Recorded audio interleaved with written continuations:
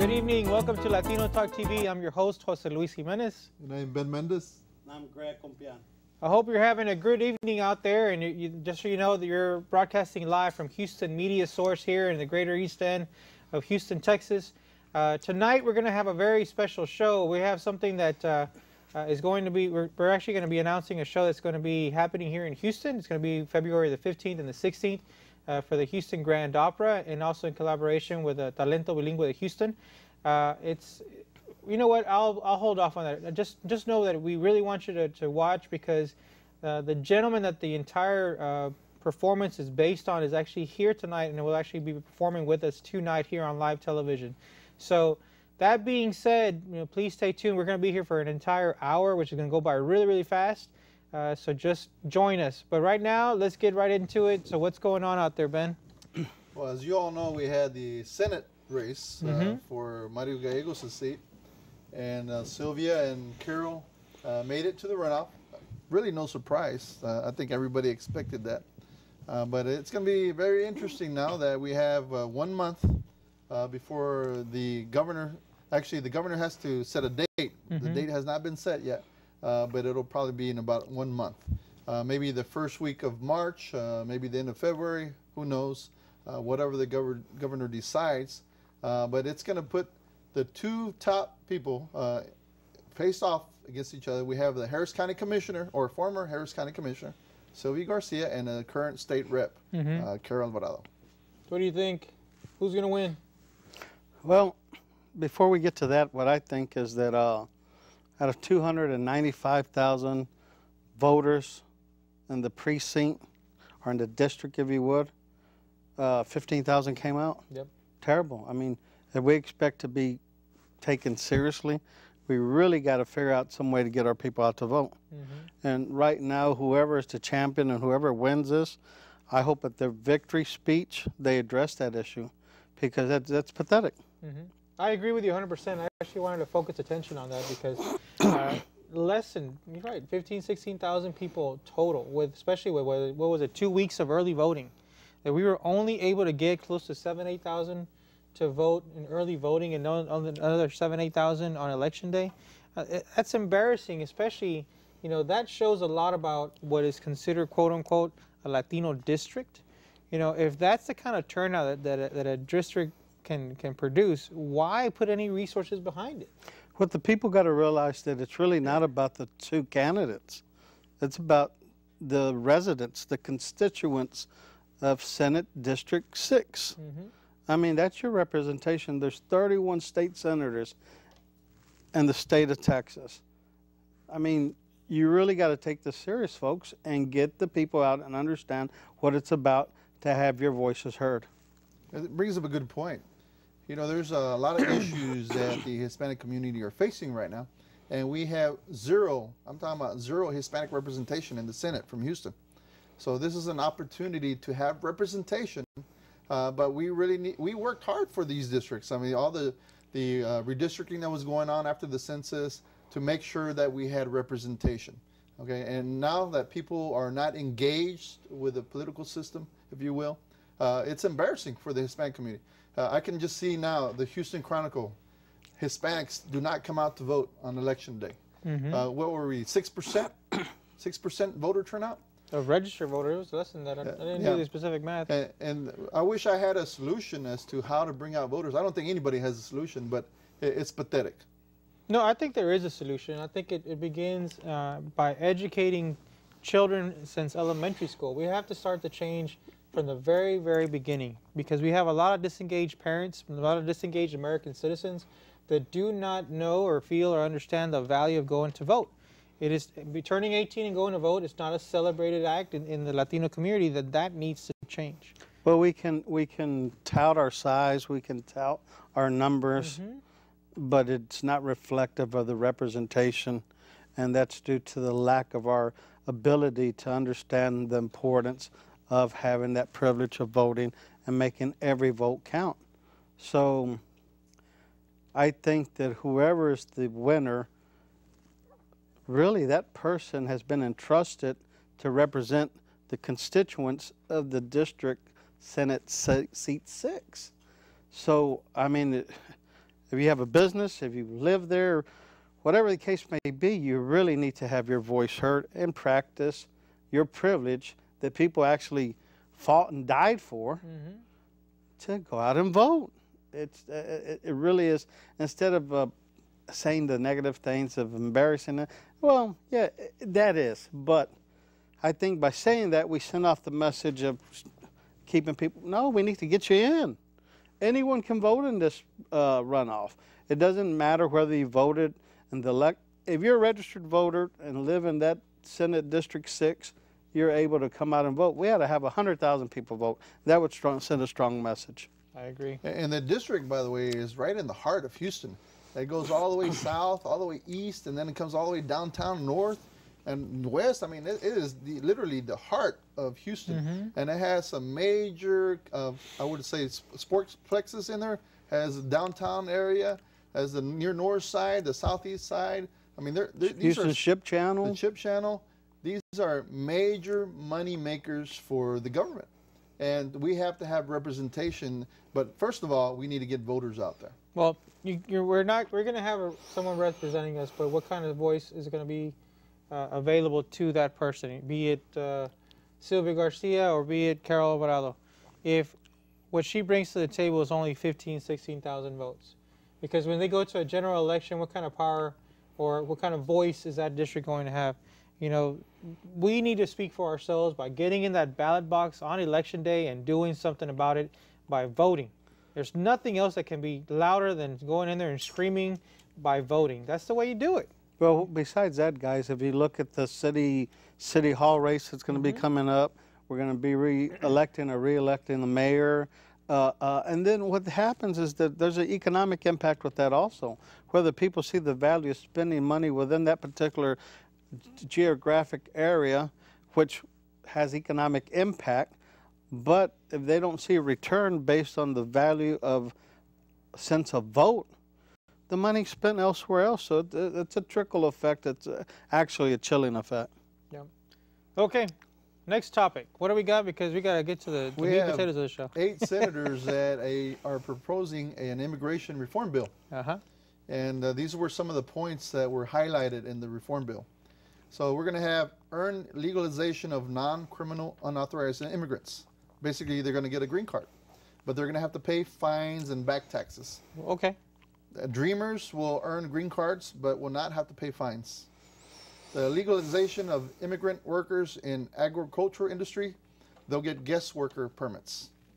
There's going to be an increase in quotas for highly skilled immigrants. And there's going to be an increase in border security. And then we're going to have a stronger E-Verify system. So these are the points made by the senators on the proposed bill. Okay. I don't see much wrong with that. Do you? Well, we don't know the details yet, right? Yeah, exactly. The proof is in the pudding. Yeah.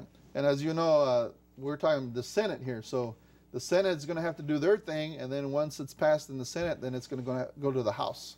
So obviously there's going to be some changes to it by the time it's all said and done. Okay. Well, at the end of the day, the only thing that really matters is who goes votes.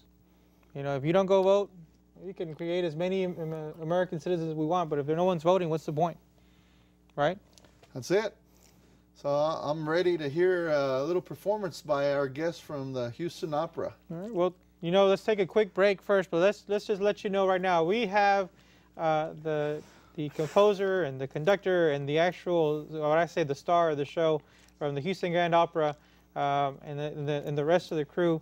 We're bringing you a special performance. It's going to be called Past the Checkpoint. It is a collaboration by Talento Bilingüe and also the Houston Grand Opera, and it is actually going to be free for the entire community on February the 15th and the 16th. So we're going to let you know exactly how you can find out how to go. We want you to go, but we want you to find out what you're going to go see, okay? So right now we're going to take a quick break, and we'll be right back with our guests.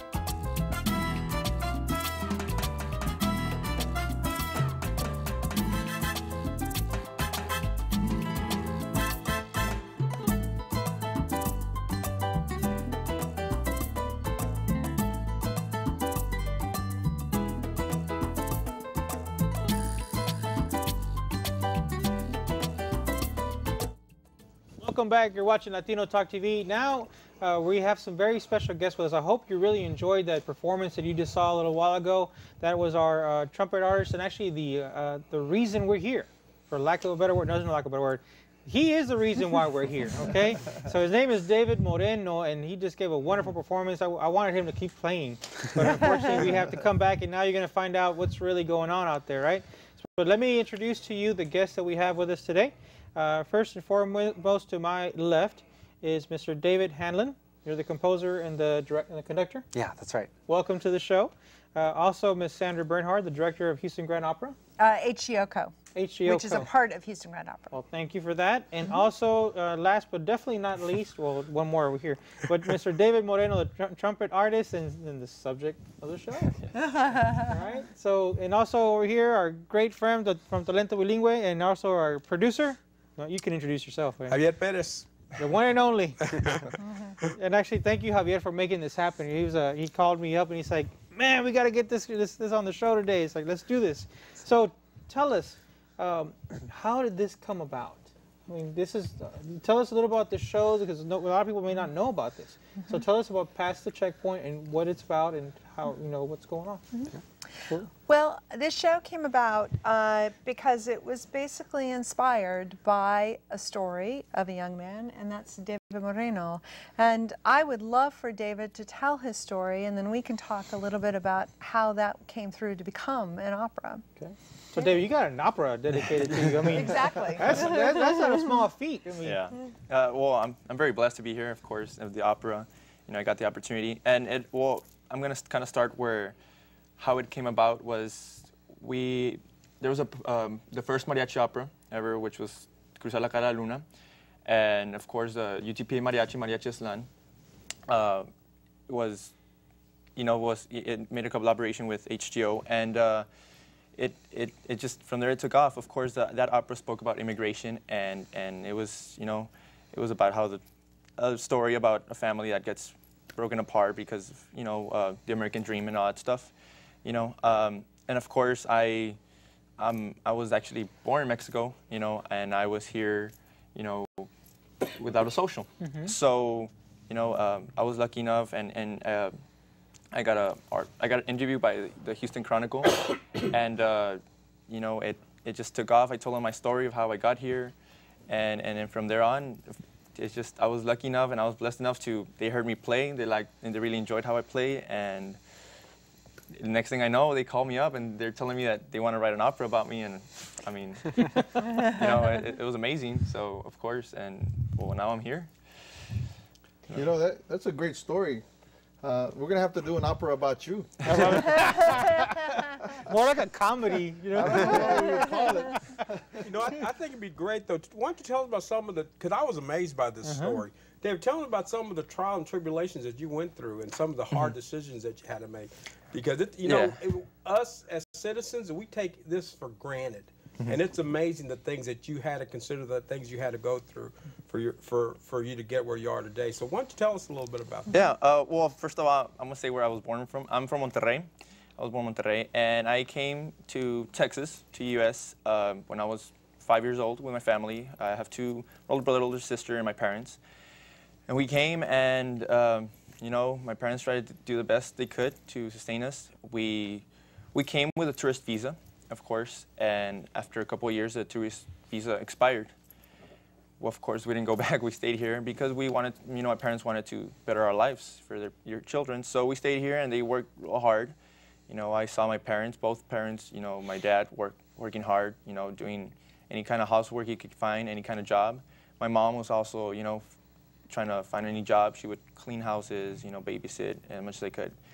It was hard, we were kind of hidden, we couldn't do much. We couldn't work properly. We couldn't, drive or whatnot. We didn't have my parents didn't have a license, so it was hard. And you were growing up where? This was in Rio Grande City. It's South Texas. I mean, the very tip of Texas. And it was hard. It was hard, especially growing up. After I became conscious of the situation of what happened, high school was, was tough as a teenager. you don't realize how, you know, you just think of like, oh, popularity or whatnot. So it was a little challenging for me because I was kind of different. Well, I was different. I had to kind of hide myself. And I think the biggest obstacle I had was school when it came with college. And of course, that's, you know, part of the opera talking about, because I couldn't go to another school. I couldn't travel to up north or go to another, you know, and I wanted to go to, you know, Baylor or UNT, to one of the best music schools that there is. Now explain that a little bit, David. You said you couldn't go, so literally you could not pass the checkpoint, yes, which is where? It's in Falfurrias. Falfurrias. Yes, I couldn't cross, you know, because there's the checkpoint. So I was kind of just stuck there, you know, just at the valley. I couldn't go much further. You know, at that time, I didn't see the opportunity of UTPA as a, you know, as a opportunity, basically. I didn't think about it because I wanted to travel. I wanted to, you know, expand my horizons or whatnot. So at that time, I didn't see it. But now, of course, you know, I've gotten so many opportunities come up. And I was able to, you know, I stayed in the Valley. I stayed in Edinburgh, which is UTPA. And I went there and I joined the mariachi. It's one of the best mariachi programs in the world. And it's I mean, we've traveled everywhere, you know, and so, you know, everything has a reason. Of course, I'm a big believer on that. So I stayed in Edinburgh, and, you know. Now, you had other opportunities. Is that yes, correct? I did audition. Someone from, you know, there was a couple people from the University of Baylor who heard me, and they wanted me to audition, and they actually told me that I could have opportunity of a full scholarship, you know. So unfortunately, I couldn't pass the checkpoint, you know. Man, how hard was that? How hard was that? It was tough. It was very, very tough. And like I said, when you're a teenager, I mean, and, you know, kind of your dreams get shut down a little bit. I mean, it's just like, you know, the world kind of is like, you know. But as, you know, through what my experiences I went through living, you know, because it was hard, you know, trying to hide, trying to get as much money as we could from, you know, my parents, my family. We didn't have a lot. We used to live in humble homes, of course, you know, so it was hard. But you know, you kind of have to mature after a while, you know, in a different sense, of course, than many other people. So at that time, it was hard, but, you know, little by little, you start realizing, like, you know what, that's the life I got, you know. I'm very blessed, of course. I have my family, and they've always supported me in everything, and the music. So, you know, like I said, you have some things, but you have others. Everything has a reason. So, you know, I think if I probably would have been able to pass the checkpoint, I wouldn't have been here. I wouldn't be doing this opera. I wouldn't be, you know, speaking with y'all, having this great opportunity, playing, which was what I love doing. So, yeah, I mean, thank to God and everyone, I am now, you know, a resident, and I have my social, and I'm here playing, and I've been traveling. Actually, I just got back from the presidential inauguration last week. They invited us to go play for the Obama. I'll tell you what, this is a great marriage here, the opera and the mariachis. And, Yeah. I love it. I mean, I'm excited. you know, this is also a great opportunity for the Hispanic community to get engaged with the opera, because there's very few that actually go to the opera. And so hats off to you. Thank you. Well, the marriage between mariachi and opera actually was started in 2010, which was right before we met, David. Yes. Anthony Freud, who was the CEO and director of HGO at the time, went to a mariachi concert with Mariachi Vargas, and he texted me and called me from the concert itself and said, you should hear the mariachi, and it's so, everyone knows the stories, and it's grand, and it's just like opera. It's like miniature opera arias. It's dramatic, it's got great music, and he said, I never really understood the variety of music in mariachi. I thought it was all one kind of music. And he said, it's beautiful. And he said, what we're gonna do is we're gonna do a mariachi opera. So that's what we ended up doing. We ended up doing a mariachi opera. We all learned about mariachi, and we learned the fact that it shares so many storytelling points with opera. The music is grand. It's very heightened emotions. It's text-driven and emotion and passion-driven, very much like opera music is driven. And so we ended up searching for a story. and the storyteller ended up being Leonard Folia, who's a very famous director, also a writer of books in Spanish. And he came upon a story that he had lived, his family had lived, and also that so many people in the Opera House in Houston have lived, which is being separated by the border from your family. And we had often talked about the monarch butterflies who know no borders, and how they fly from Michoacan to Canada and back, but it takes 3 generations up and 1 generation back. And it's not the same butterfly that flew up that returns. And so taking this idea, what Leonard Folia did is he wrote about a man, Laurentino, who comes from Mexico on the Braceros program. So he was on a work program endorsed by the federal government, and he kept going back and forth to make a better life for his family through the Braceros program. And then his wife tried to join him, and she could not get past the desert because she came up illegally. And so he ended up staying here and starting a second family. In his devastation, he just turned to another family and all of a sudden realized he had 2 families. Upon his deathbed, where this opera starts, is the question that some of us who call Houston our home ask: where is home? How do we define home? Is it where we were born? Like in Mexico, in Monterrey, or in Michoacan, which is the leading character of the opera, who's born in Michoacan? Or is it where we have our first family or our second family? Is it where we go to work? And sometimes we make all these choices and all these decisions, and all of a sudden we wake up one day and we realize we can't go back, or we really didn't define home, or we actually don't know what that is. We always think we'll return. You know, I came to Houston for a great job, and we always think we'll return, and time goes and goes and goes and goes, and you have a family and you do all the things you do, and all of a sudden you wonder whether... You know, Sandra, I think it's amazing the way you just explained that. we take that for granted. You know, we do. You know, us being in the culture, it's you know, it's not even a second thought to us. Yeah. But when you sit there and explain it, you know, and the way you so eloquently did, I mean, it amazes me.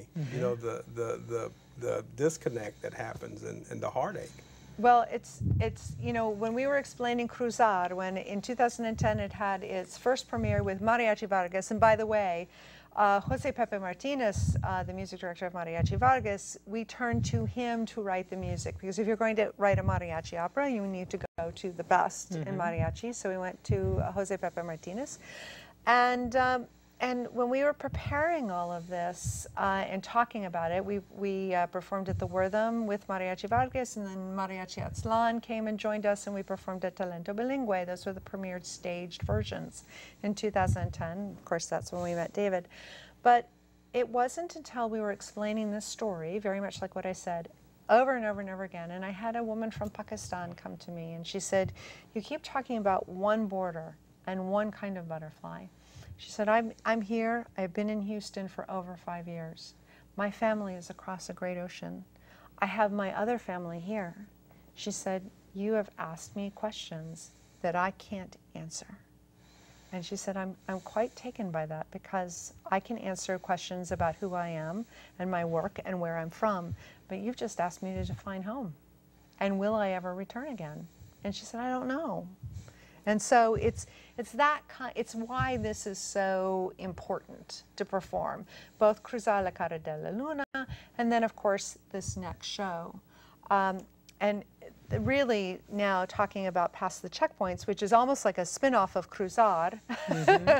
David, who is the artistic person behind what Past the Checkpoints really means, what it sounds like, and how that storytelling works, holds the keys to that. Yeah, so I mean, I was the music director for Cruzar, and that's when I met David, and it was a great experience, because so we get into the room for the first time with Mariachi Atzlan, and you know, whenever you're conducting something, and it's with an ensemble that you've never you know, worked with them before, you're listening for a lot of things, but one of the things that you're looking for is like, who in this band can be my lieutenants? So you know, if there's something that I need to get done, I can just tell this person and they'll make sure that everybody knows about it who needs to know about it and can get it done. That's someone who everybody looks up to, someone who's really, really effective in like, you know, how they deal with their colleagues, but also someone who leads by example, by being an excellent musician. And that was David. I mean, he just instantly popped out as like, that was the guy. And it was one of the reasons why, you know, that collaboration was just so fantastic. And so I didn't actually know about David's story until the Houston Chronicle article that came out, and then like I was amazed, and especially just because since I had gotten to know him first, I mean that was some very heavy stuff that he had to deal with. But like, you know, as you see here today, you know, like you don't see someone who's been like, you know, battered down by that. You see, you know, this like, you know, this wonderful, decent, sweet, smart, articulate, you know, human being. And I think that was one of the things that was also like really interesting to us, that you can go through problems that difficult and have the resilience to come out as a fine young man as David is.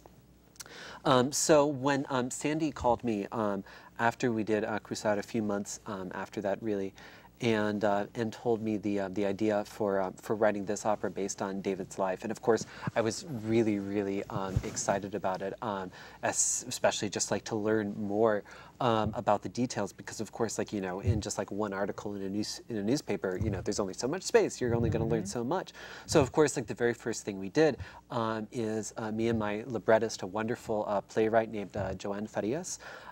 We got on the phone with David, and we just asked David questions, you know, about his life, about anything, and it was just wonderful. Like we didn't even really know, I think, when we were talking about like how long it would go on for. We were like, I don't know, maybe 45 minutes, and we just like actually talked for hours, and it got to a point where sort of like we need to get on to the next things of the day because we have appointments and other meetings, but we kind of just want to cancel them and keep on talking, because it was just incredible, like all the things that David was telling me about it. Because I mean, like, you know, I've read, you know, articles and like, you know, books, you know, about this topic, but it's, you know, there's nothing like, you know, someone like actually telling you like, this is me, this is my experience, and, you know, talking about it with like the depth and insight and perception that David was talking about.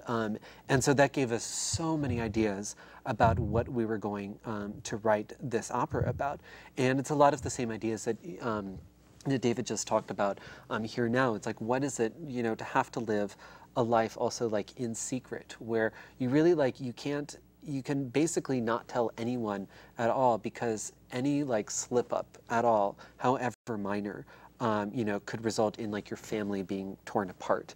I mean, that's such a heavy thing that you could do this thing you don't even think about. I remember I was reading in the paper recently about, you know, a guy who's just like, you know, his taillight went out and he didn't notice it, and he got pulled over, and then, you know, they checked for his license, he didn't have one, and then he went back to Mexico. And like, that is something so small, and that, you know, the pressure as a young man of like growing up knowing that that's on you, that all the things that everybody else around you can do.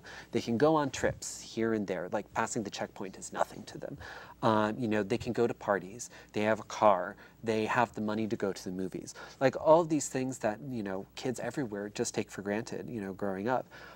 You know, were things that like, you know, that often were not really available to David. So what is that like? And especially, that's hard enough, you know, the day-to-day stuff, but then the opportunity for what you're going to do with the rest of your life, especially if, like David, you know, you're just here, you're just told, you know, at a certain point, you know, once you're old enough to understand, this is your situation that you're just going to have to deal with. And you've worked hard all your life, you've always gotten great grades, you're a leader, you know, among everybody. You know, David was drum major, and all those wonderful things. And then what do you do at that moment when everybody else, you know, is going on, oh, I'm going, you know, to Austin, I'm going to Baylor, I'm going to North Texas or wherever, and that you don't actually have those opportunities. And that, you know, was something that we thought was really interesting. You know, it's kind of interesting to hear him talk about the story.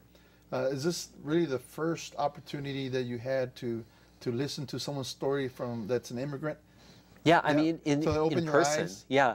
I think this is a great opportunity to open other people's eyes about the immigration reform that we just talked about. Yep. You know, I think that stories like this need to be out there in the Chronicle or the news media of some sort, so that we can shed light on the immigration reform bill and how important it is. But on another note, I don't know if you know this, but Javier is a mariachi. Yeah, he performs at Don Rocky's every Friday night. Hey.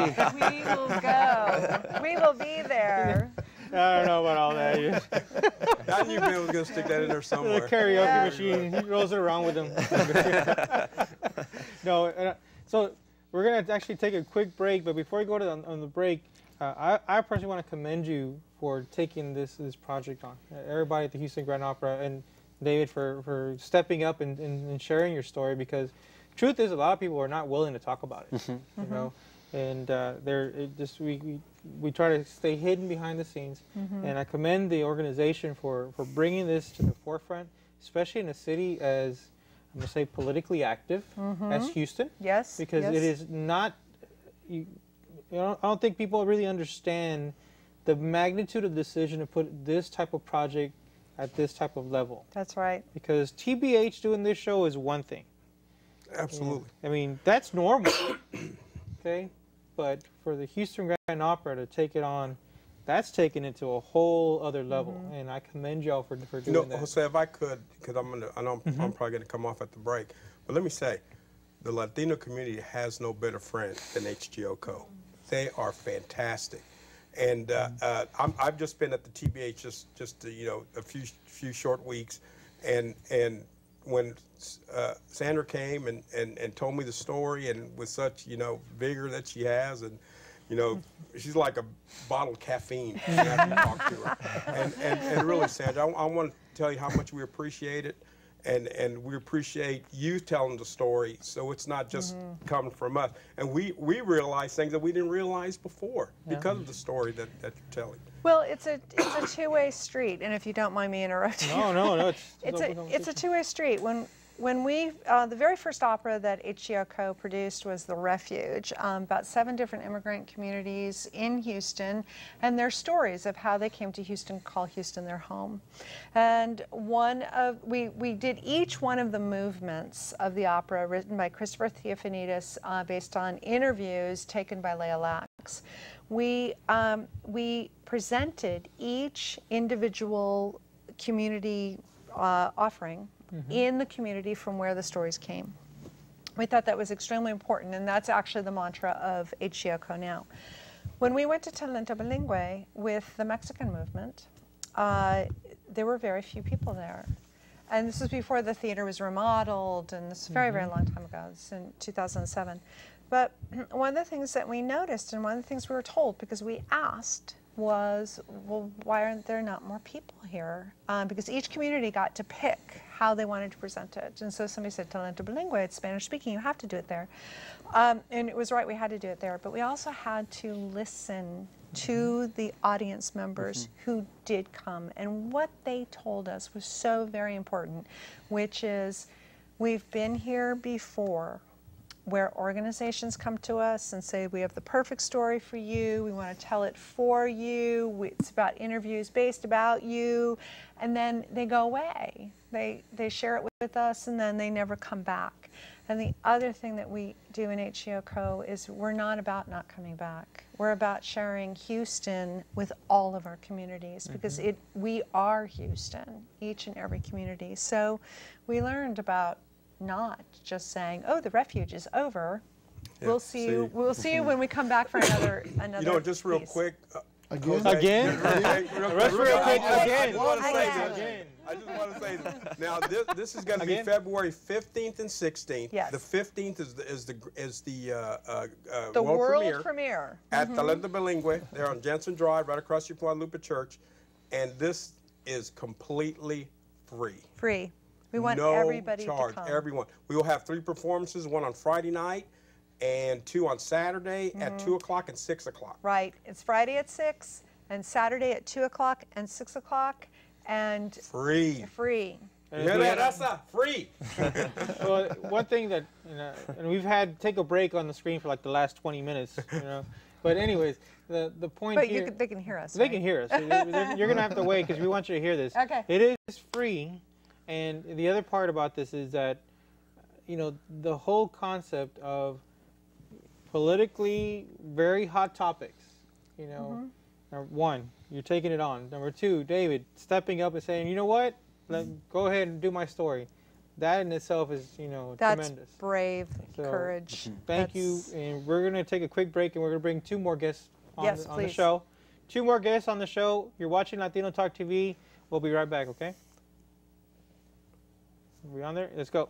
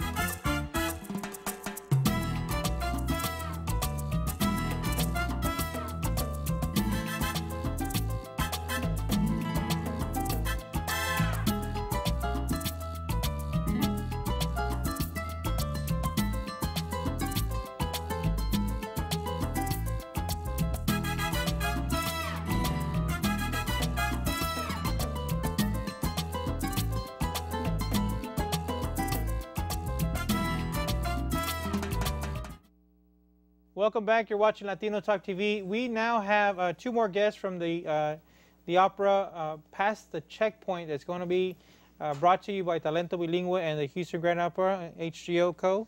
I'm trying to make sure I get the names correct. But now we welcome Ms. E. Lauren Meeker. Okay, you're the director of the opera. Yes. Awesome. And also Mr. Gabriel Gargari, Perfect. the tenor, Yes. the star of the show. And by the way, I taught him how to sing. You did. Lessons every Tuesday night, right? Exactly.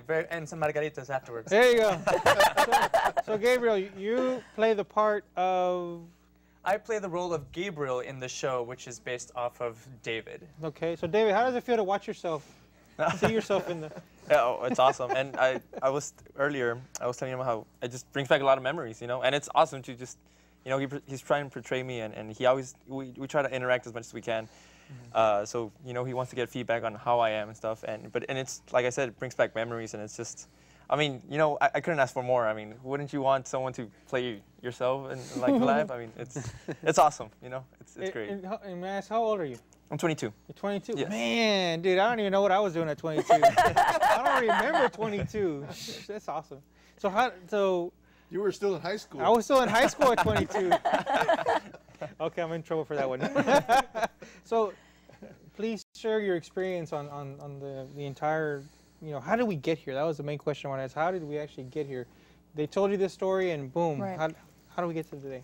So the stories develop between David and David, essentially, and then we begin a production process, which we actually just started today. So I've been working closely with David to learn what his perspective on the story is and that he wrote. We workshopped the piece earlier in the fall in order to meet the cast and in order to get a sense of what the piece is. And then we just dove into rehearsals to really get it up on its feet and to define what the stage vision will become. And meeting David today for the first time and Gabriel and figuring out how to bring it to fruition is a process that we're just at the very beginning stages of right now. Oh, I think it's great. You know, are you in the Houston Opera full time? Is this like a full time deal for you, or is this part time? Well, it's full time in the sense that I'm a full time opera singer. I've come to HGO for this project specifically, and funny enough, when I saw the information for this project, it was one of those. It was almost serendipitous where I saw it and I went, "Oh, that's mine. That is mine. That is me." And so it was just so interesting how everything turned out, and as David was saying earlier, things happen for a reason, and I just felt this huge connection to it. And then as I started to receive the music and look at the text, and even though I'm a first-generation Mexican-American, both of my parents come from El DF, and even though I did not experience what he experienced, I experienced other things from the opera personally in other ways. So there are these other connections that I'm feeling personally that are adding to a layer of his story, and that's just, what more could an artist ask for? And that's also your story, because, you know, in the normal Houston Latino communities, and I call them normal, which is the north side, the southeast, the east end, and now the southwest, which is multicultural. It's not just Mexican American; it's everything else. You know, that's like, if you know Houston, it's all Mexican American in the southwest. You know, and then the new rich immigrants are now in Tomball and Katy in the north, right? So as a Mexican American, you know, growing up in Houston in the north side, opera was not part of our conversation, much less a Latino in the opera. So how did you go into that line of business? Very good question. I actually first wanted to be a doctor because both of my parents were physicians, but music was always part of my life ever since I was in elementary school. And then high school, saw my first opera. I was like, wow, this fascinates me. Got into college, and then my professors told me that, you know, you should really do this as a career. So I tried to balance both. That didn't work. And then I just put all my eggs in one basket and just decided to go right for opera, and I haven't looked back since. Awesome. That's a great story. You know, I wish I could sing. I You can sing. Outside of the shower. Thousands of people. I don't think it'll ever happen in my lifetime anyway.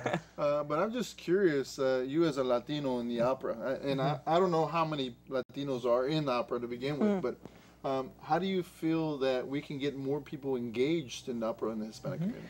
I think what HGOCO is doing exactly right now is just exposing, bringing as many people as possible, and the more and more you travel into communities that would never normally bring opera there, is like, well, that's where we need to go. And I think also, you know, for many, many hundreds of years, it's been thought of as a higher art form, that only certain people are allowed to view it, and that's how it was. That is not today. Yet, even though some people, traditionalists, quote unquote, think it has to be that way. But you know what? It's for the people. It's music for the people. Regardless if you're rich, poor, middle class, whatever. You will connect with that music just because of the way the composer wrote it. And I mean, I must say personally that even with this music, there are moments where I just cry. It's like, wow. It just hits you, regardless if you can relate to the story or not. If you have a sensitive bone in your body, you will be able to relate in some form or fashion. You know? You can't cry there. Thank you. I'll do that, George Lopez. Why are you crying? Oh, good. So, how did you inherit this project? It's like I was really lucky to inherit this project because I've been working with both HGO and HGOCO for several years. And in the fall, David and I were lucky enough to do a piece through their East plus West series, which was a Korean-based opera. And he was writing this piece at the time, and it proved to be a really fruitful relationship. And we decided to continue that relationship then in this project as well. So it's been a big learning curve for me to not only discover the issues that we're dealing with in the piece and also to meet the cast and bring it to life. But a lot of it's, you know, also just sort of being in the right place at the right time with the right story that is, I think, universal in some aspects, having to do with teenagers who are trying to figure out what their next step is and how to fulfill their dream, whether they're Latino or not. And also just being able to share this story specific to the Mexican American community as well. So it's really, it's a blessing of being in the right place at the right time. Yeah, I went to a concert in the Valley, in McAllen actually, and they had one of your fellow mariachis from UT Pan Am, Mr. Emilio Santos. He had a concert and he had some opera singers. I thought it was a very clever idea. And not only did he have opera, but he had some English music that the mariachis were performing, like The Devil Went Down to Georgia, something like that. So, and the crowd, I was really surprised. I was expecting to see nothing but Latinos. It was a Sunday midday show, but there was a lot of Anglo senior citizens, the Winter Texans. Yes. Yeah, I was amazed that they were there actually.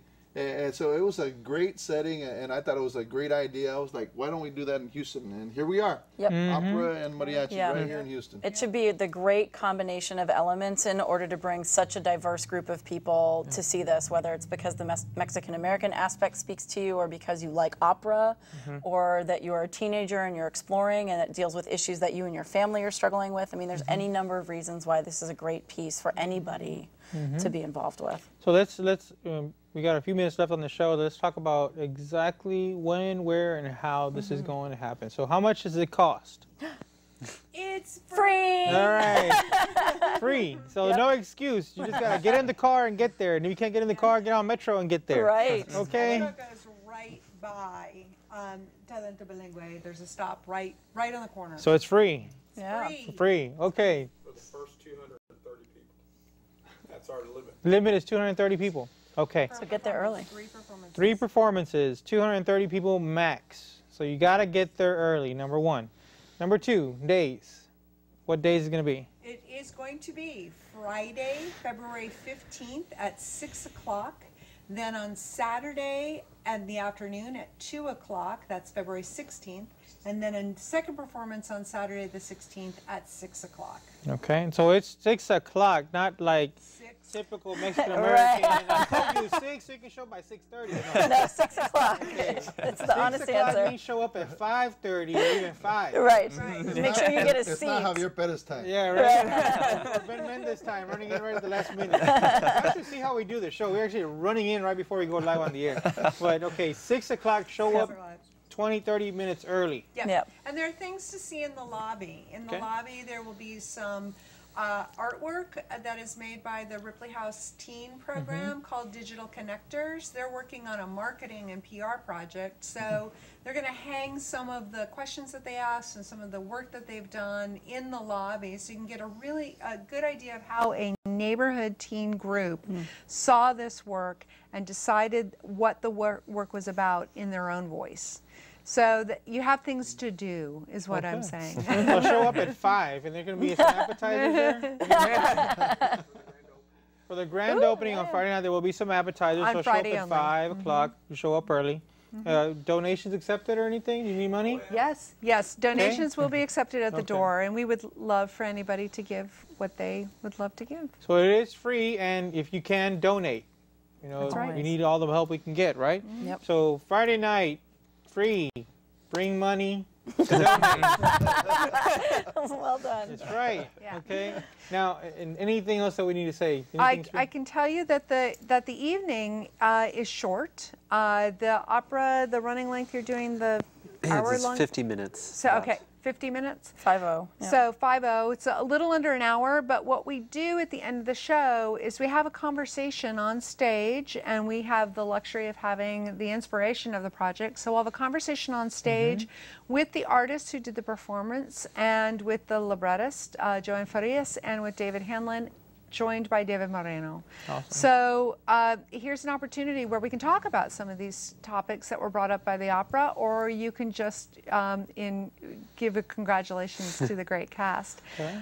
One other special thing to know is that David Moreno is playing the trumpet in the opera, and you are playing David. So we have both David and David in the opera on stage. So. Okay, what else do we have to cover on the show? Make sure to show up. Come see it. Yes. It'll be worth it. Yes. I'm just curious, why are you starting so early on Friday? That's a very good reason. You know, there's a very good reason behind that. We're starting really early on Friday because we have another arts partner, Mecca, who is doing a very important alumni concert at 8 o'clock. And you know what? We talked about it with Mecca, and we decided it would be a very interesting way to share a like-minded audience. They're doing a mariachi concert with their alumni, and that starts at 8 o'clock at Mecca, and we wanted to make sure that people could do both. And that's really important. That's awesome. To share the evening. So. Well, we're almost out of time, but I want to thank you all for actually taking on the challenge of the show. Actually, I have a question for them. Yeah, is there a website or phone Yeah, number? that's a good one. Anything that we can look Website at? and phone number. Yes, if you go to the Houston Grand Opera, there's information on the Houston Grand Opera site. You can go to HGOCO, or you can look at the calendar on the date of the 15th or 16th, and you'll get information that way. The teen program that I'm talking about at Ripley House, a neighborhood center site in the East End, they will, hopefully, knock on wood, by Friday release a website and also a Facebook page. So we will post that on the Houston Grand Opera site when that gets all open, and we will link everybody to it so you can get more information directly from them. Yeah, and you know what? You would have the people knocking down the doors if you put Javier Perez in the show. Javier could be your opera singer from behind the scenes. He'll be very close to the show because he'll be there. You'll be there working behind the scenes. Exactly, exactly. No, but Also, tbhcenter.org. tbhcenter.org. Okay, so anything else? Any other website? Okay. That's the best. Well, we have a few more weeks before we get to February the 15th. That's right. Okay? That's right. You have an open invitation anytime you want to come back on the show. We are live every Monday night, so if you guys want to do little promos in between, you're more than welcome to. That's great to know. If you guys want to actually record the entire opera or do it live, right. I'm serious. We have several cameras. You can do the entire opera live. You guys are open to that. You know, so nobody else is offering you an hour live on TV and we'll record it for you, right? So that being said, we're out of time here at Latino Talk TV. Thank you all for coming. Thank you. Please make sure to set aside your time on your calendar, February the 15th or 16th, and attend this wonderful performance. It is called Past the Checkpoint. Visit the websites or visit latinotalktv.com so you can get more information on it, or tbhcenter.org. But please make every effort to attend. We need your presence to keep supporting events like this because they receive grant money to do this. It is now up to us to appreciate the efforts of other people. So with that being said, thank you so much for watching Latino Talk TV. Have a great night.